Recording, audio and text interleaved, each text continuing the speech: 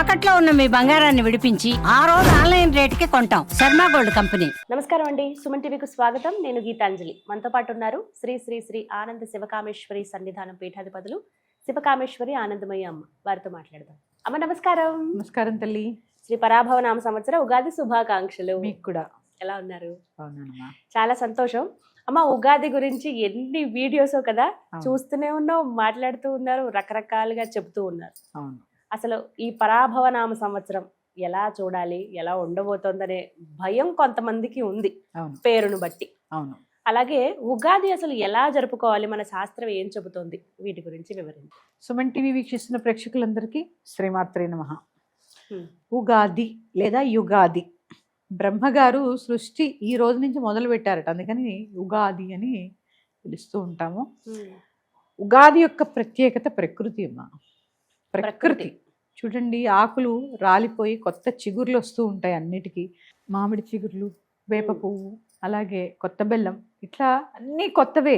నవ వసంతం, ముఖ్యంగా వసంతకాలం చాలా ఆహ్లాదకరమైనటువంటి కాలం. ఈ కాలం ప్రత్యేకత చెప్పుకున్నాక ఉగాది చెప్దాం. సౌందర్యలహరిలో ఒక శ్లోకం ఉంటుంది, దాంట్లో మన్మధుడి యొక్క వాహనం, బాణాలు ఇవన్నీ చెప్తారు. ఆయన స్నేహితుడెవరు?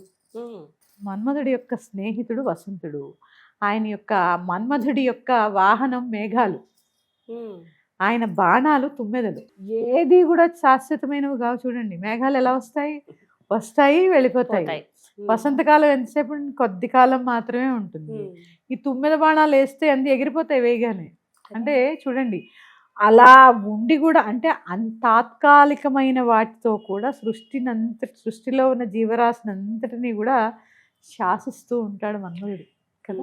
అలాంటి మన్మధుడి స్నేహితుడైనటువంటి వసంతకాలం, ప్రత్యేకంగా ఈ వసంతకాలం చాలా ఆహ్లాదంగా ఉంటుంది. అప్పుడే కొత్త కొత్త మల్లెపూలు. ఏ ఒక్కరైనా కూడా అమ్మ ఒకలాంటి ఆనందంలో ఉంటారు ఈ వసంతకాలంలో. సాయంత్రం అయితే చూడండి, మనకి తెలియకుండానే మన మనసు ఒకలాంటి సంతోషానికి లోనవుతూ ఉంటుంది. అది వసంతకాలం యొక్క గొప్పతనం, మన్మధుడి గొప్పతనం కూడా. ఎందుకంటే ఆ కనపడకుండానే ప్రతి ఒక్కళ్ళ మనసులోకి ఆ తుమ్మెద బాణాలు వేస్తూ ఉంటాడు వసంతకాలంలో. ఎందుకంటే స్నేహితుడు కదా, ఆహ్లాదంగా ఉంటారు. ముఖ్యంగా వసంతకాలంలో చాలా ఆహ్లాదంగా ఉంటారు. సాయంత్రం అయ్యేసరికి చల్ల గాలి వీస్తూ ఉంటుంది, అందుకని చాలా ఆహ్లాదంగా ఉంటారు ఈ వసంతకాలంలో. ఇలాంటి వసంతకాలంలో వచ్చేటటువంటి ఉగాది, పక్షుల కిలకిలా రావాలు, కోయిళ్ళు కూస్తూ ఉంటాయి, అది కూడా చాలా ఆహ్లాదంగా ఉంటుంది. ముందు ప్రకృతి అమ్మ, ప్రకృతిలో వచ్చే మార్పు ఈ ఉగాది. అందుకే నా ధర్మం సనాతనమైనది, సనూతనమైనది. ఆంగ్ల సంవత్సరం జనవరి 1వ తారీఖు ఏం మార్పు ఉంటుందమ్మా? తారీఖు తప్ప ఏది మార్పు ఉండదు. అవును.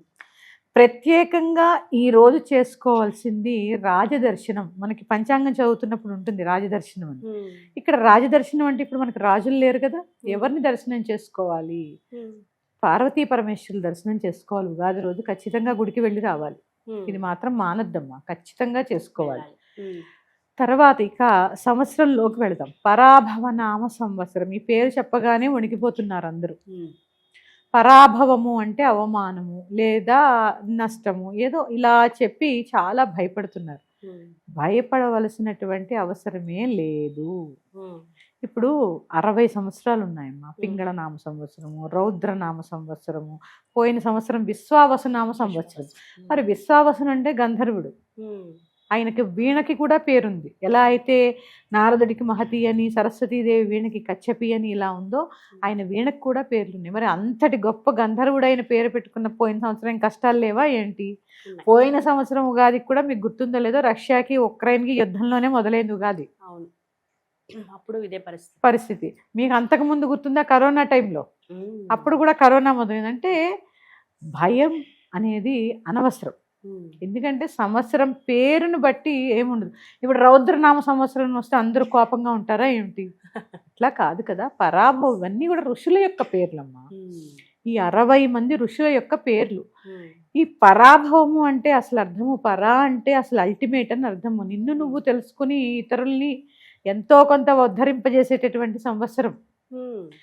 సరే, మీరు అనుకున్నట్టు పరాభవం అంటే మీకు భయం ఉన్నా, ఎలా ఉండాలి అసలు మనకి జాతకం పుట్టినప్పుడు జన్మ జాతకంలో కొన్ని రాసుల యొక్క స్థితి గమనాలు ఉంటాయి కదా. అలా కాక గోచార రీత్యా కొన్ని ఉంటాయి కదా, ఈ సంవత్సరం ఇలా ఉంటుంది ఇలా ఉంటుంది అని చెప్తూ ఉంటారు. దాన్ని పట్టి మనం చూసుకోవాలి కానీ సంవత్సరం పేరుకే భయపడిపోతే ఎలా? అదే కదా. తప్పమ్మా. అంటే ఇప్పుడు రాజపూజ్యము అవమానాలని ఉంటూ ఉంటాయి. అవమానాలు అంటే ఎవరో వచ్చి మనల్ని నిజంగా కుర్చీలోంచి లేపి కింద పడేయరు. అందుకని ఇవన్నీ కూడా అనవసరమైన భయాలు వద్దు. ప్రతి దానికి జపాలు ఉన్నాయి, దేవతలు ఉన్నారు, భగవంతుడు ఎందుకు ఇంకా ఆయన ఆశ్రయించండి. ఏమాత్రం చిన్న గ్రహదోషం ఉన్నా వెళ్ళి భగవంతుడిని ఆశ్రయిస్తే చాలు. అందుకని ఎవ్వరూ భయపడవలసినటువంటి అంత భయపడిపోయి మనకి ఏదో జరుగుతుంది అనేటటువంటి అవసరం లేదు. ఇప్పుడు సంవత్సరానికి సంవత్సరం కొంత గడ్డు కాలంగానే ఉంటుంది, అవునా కదా. ధరలు పెరుగుతున్నాయి. ఇప్పుడు చూడండి, ముఖ్యంగా చెప్తే వంట గ్యాస్ ఎంత కొరత. దానికి చిన్న హోటల్స్ పెట్టుకునే వాళ్ళు, దాని మీద ఆధారపడ్డ వాళ్ళు తిరగబడిపోయింది అసలు. అసలు ఈ హోటల్ మేనేజ్మెంట్ రంగంలో ఎంత మంది యువతమ్మా ఇప్పుడు హోటల్ మేనేజ్మెంట్ చేసిన వాళ్ళు, చిన్న చిన్న ఉద్యోగాలు చేస్తున్న వాళ్ళు, ఈ బజ్జీల బండి వాళ్ళు, కర్రీ పాయింట్ వాళ్ళు, ఇవన్నీ వీళ్ళంతా వ్యవస్థ చూడండి అత్తలాకుతలం అయిపోయింది. అంటే ఇది ఏంటి అంటే ఉంటుంది అంతే తప్ప ఆ సంవత్సరాన్ని బట్టి ఇది కాదు, ఆ గ్రహస్థితుల్ని బట్టి ఉంటుంది తప్ప సంవత్సరం యొక్క పేరుని బట్టి కాదు. ఆ సంవత్సరం ఉండేటటువంటి గ్రహస్థితుల్ని బట్టి ఉంటుంది. అందుకే పంచాంగము తిథి వార నక్షత్ర యోగము కరణము ఈ 5 మీద ఆధారపడి ఉంటుంది. వీటిని అనుసరించి మనకి పంచాంగం రాస్తారు. భౌగోళికంగా జరిగే మార్పులు ఎంత గొప్పవి చూడండి. గ్రహణ సమయాలు, తర్వాత దాన్ని ఏమంటారు, తిథి ఎప్పుడు మొదలవుతుంది, ఆద్యంత్యాలు, అలాగే రాహుకాలాలు, వర్జ్యాలు, శుభ సమయాలు, గృహప్రవేశ ముహూర్తాలు. వాళ్ళకి ఏమన్నా వాళ్ళ దగ్గరనే కాదమ్మా, అందరం ఎక్విప్మెంట్స్ ఉన్నాయి వాళ్ళ దగ్గర. ఏమన్నా ఇంత కొలమానంగా ఈ తిథి ఈ టైంలోనే వస్తుందని ఏమైనా ఎక్విప్మెంట్ ఉందా? చూడండి ఎంత గొప్పదో పంచాంగం. ఎంత పంచాంగం ఎంత గొప్ప, సైన్స్ కన్నా గొప్పదమ్మా. భౌగోళికాన్ని అంతా కూడా ఎప్పుడో 6 నెలల తర్వాత మళ్ళీ ఫిబ్రవరిలో వచ్చే గ్రహణాన్ని కూడా కనిపెట్టి రాస్తారంటే వాళ్ళు చూడండి, వాళ్ళ ఆ లెక్కలు అవి ఇవన్నీ ఉన్నప్పుడు సంవత్సరం పేరుకే భయపడితే ఎలా? వాటిని దాటేటటువంటి స్థితి కూడా మన దగ్గర ఉంది. అయితే భయపడాల్సిన అవసరం లేదు, అస్సలు లేదు. మరి ఉగాది ఎలా చేసుకోవాలో చెప్పండి. తప్పకుండా చేసుకుంటానమ్మా. ముఖ్యంగా ప్రతిసారి నేను చెప్పేదే సూర్యోదయాత్ పూర్వమే లేవడము, అభ్యంగన స్నానం చేయడం. అభ్యంగనం అంటే ప్రతి ఒక్కరూ, నేను ఎప్పుడు స్త్రీలు తడపకండి అని చెప్తూ ఉంటాను, కానీ ఈ పండగలకి చేయాలి కదా. అభ్యంగన స్నానం చేసుకుని కొత్త వస్త్రములు లేదా చిరగని వస్త్రములు అంటే చిరుగులేని వస్త్రాల్ని ధరించి, చాలా అవసరం అమ్మా ఇది. నైటీలు వేసుకోకుండా ఉగాది రోజైనా చక్కగా లక్ష్మీదేవుల్లా అలంకరించుకుని ఉండండి ఇంట్లో. ఆ తర్వాత మనం ఉగాదిలో ముఖ్యంగా చెప్పుకునేటటువంటిది పచ్చడి. తీపి, పులుపు, వగరు, చేదు ఇట్లా అన్ని కలుపుతాం కదా. ఇది తినడం వల్ల మనం ఏమనుకుంటామంటే ఆ పచ్చళ్ళలో తీపి ఎక్కువైంది అనుకోండి, మనకి జీవితం అంతా చాలా, అసలు ఈ సంవత్సరం అంతా ఎంత తీయగా ఉంటుందో అనుకుంటాం. చేదు ఎక్కువైపోతే నాకు కష్టాలు ఎక్కువ ఉంటాయేమో అనుకుంటాం. అలా కాదు, ఈ రుచులన్నీ కూడా మన జీవితంలో ఉన్నాయి. అంటే సుఖాలు, దుఃఖాలకి, కష్టాలకి మనం ఎంతో కొంత తప్పదు, భరించాలి. ఇవన్నీ ఉన్నా కూడా చక్కగా ఉగాది పచ్చడి అన్ని కలిపి తింటే ఎంత బాగుంటుంది. అలాగే ఉండాలి మన జీవితం. ఇంకొకటి తెలుసా అమ్మ, ఈ ఉగాది రోజు బెల్లము, వేప పువ్వు, ఆవు నెయ్యి ఈ పచ్చడి చేసుకుంటాం కదా, అవి తీసుకోవడం వల్ల ఇప్పుడు ఏదైతే భయపడుతున్నారో ఆ భయాలు పోతాయి. అంటే గుండెలు బాదుకుని ఎంత కష్టాలు రావు. పచ్చడిలో ఊరికే పచ్చడి కాదు అది. ఆ పచ్చడి చేసి భగవంతుడికి సమర్పించి తినడం వల్ల గ్రహశాంతి కలుగుతుంది. మరి చూడండి, ఒక్కొక్క నక్షత్రానికి ఒక చెట్టు ఉంటుంది తెలుసా మీకు, అందులో మామిడి, వేప ఇవన్నీ కూడా ఉంటాయి. అవి కలిపి అన్ని తినడం వల్ల కొంత గ్రహశాంతి కూడా కలుగుతుందమ్మా. అలాగే చాలా ముఖ్యమైనది పంచాంగ శ్రవణం. ఈ పంచాంగ శ్రవణం వినడం ద్వారా కూడా చాలా గ్రహశాంతి జరుగుతుంది. 50% గ్రహశాంతి జరుగుతుంది. ఎందుకంటే భౌగోళికంగా జరిగే మార్పులు, ఎక్కడ వీళ్ళు ఉంటారు కదమ్మా, దాన్ని ఏమంటారు, వర్షాలు ఎలా పడతాయి, ఎలా ఉంటాయి, అదేంటి రాష్ట్రాధిపతులు ఎవరు, ఇట్లా చెప్తూ ఉంటారు. ఆ సంవత్సరానికి రాజు ఎవరు, బంటెవరు, మంత్రి ఎవరు, నవనాయక ఫలితాలు చెప్తూ ఉంటారు.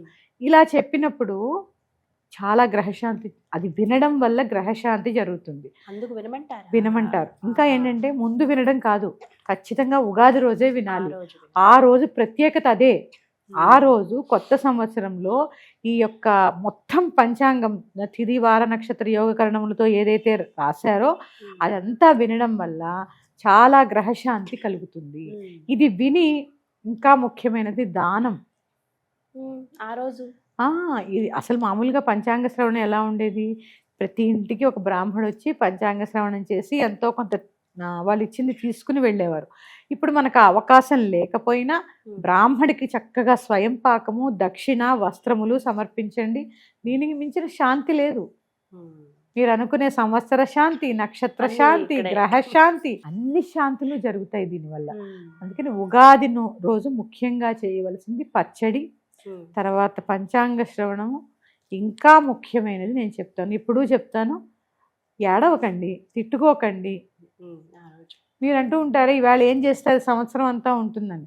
ఆ ఎఫెక్ట్ ఎంతో కొంత 2-3 రోజుల దాకా అయితే ఖచ్చితంగా ఉంటుంది. ప్రశాంతంగా లేవండి, ప్రశాంతంగా ఉండండి. ఇన్ని వంటలు పెట్టేసుకుని అలసిపోయి మొగుడు మీద అరిచి పిల్లల మీద అరిచి అవసరం లేదు. కొద్దిగా చేసుకోండి, సమయానికి నివేదన చేయండి, సమయానికి భోజనం చేయండి, కాసేపు సమయం సంతోషంగా కుటుంబంతో గడపండి. 100 వెరైటీలు చేసుకోవడం అదేమో పనవదు. ఈ పిల్లలు ఆకలికి ఏడుస్తూ ఉంటారు, మగవాళ్ళు ఏమో ఈ వంట లేదా అంటారు. ఇదంతా ఎలా ఉంటుంది తెలుసా, గొడవగా ఉంటుంది. తర్వాత ఇంకా మనం షడ్రుచులతో కూడినటువంటి ప్రసాదాన్ని తీసుకుంటాం. ఏదైనా ముందు భగవంతుడికి సమర్పించి తినండి. ఉదయము అసలు ఈ ఉగాది పచ్చడి చేసేసుకుని దీపారాధన చేసుకుని ఈ ప్రసాదాన్ని నివేదన చేశాకే ఏమన్నా, ఈ ప్రసాదం తీసుకున్నాకే ఈవెన్ కాఫీ అయినా టీ అయినా పాలైనా తాగాలి. అప్పటిదాకా నోట్లోకి ఏది తీసుకోవద్దు. ఇదైతే మాత్రం పాటించండి చాలు.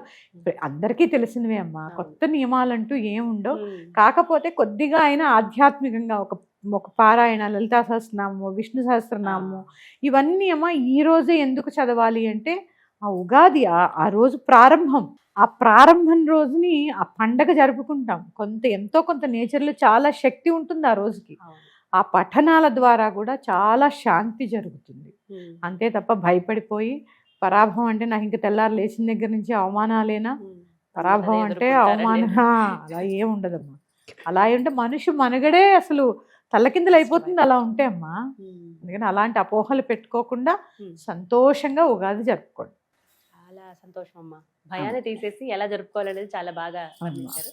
ధన్యవాదాలమ్మా. శ్రీమాత్రే నమః.